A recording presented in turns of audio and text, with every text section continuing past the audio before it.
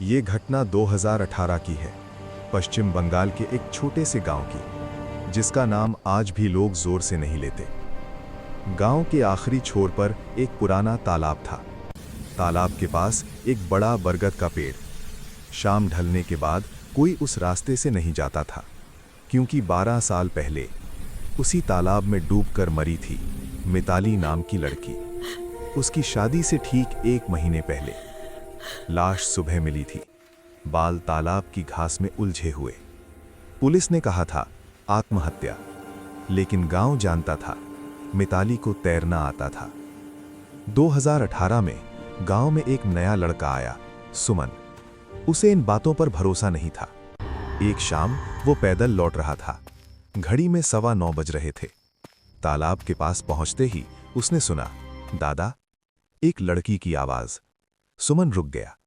तालाब के किनारे एक लड़की बैठी थी, गीले बाल, हल्की लाल साड़ी। लड़की बोली, घर जाना है, रास्ता बता दोगे? सुमन ने सोचा गांव की ही कोई होगी। उसने कहा, ये रास्ता पकड़ लो। लड़की खड़ी हुई। उसके पैरों से पानी टपक रहा था। चलते चलते सुमन ने महसूस किया उसके कदमों की कोई आवाज नहीं थी। सुमन ने पूछा, तुम कहाँ रहती हो? लड़की बोली, यहीं, और तालाब की तरफ देखने लगी।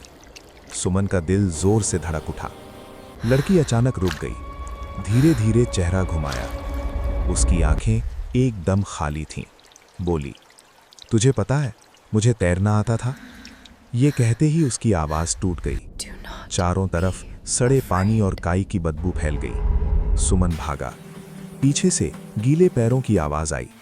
गांव पहुंचने से पहले ही सुमन गिर पड़ा, बेहोश। सुबह गांव वालों ने उसे बरगद के नीचे पाया।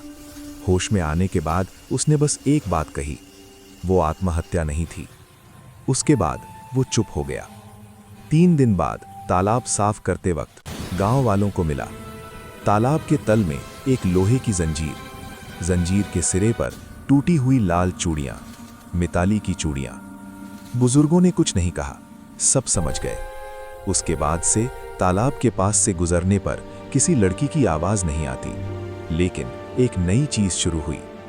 शाम के बाद अगर कोई वहां खड़ा हो तो अपने कान के पास सुनता है, अब सबको पता है।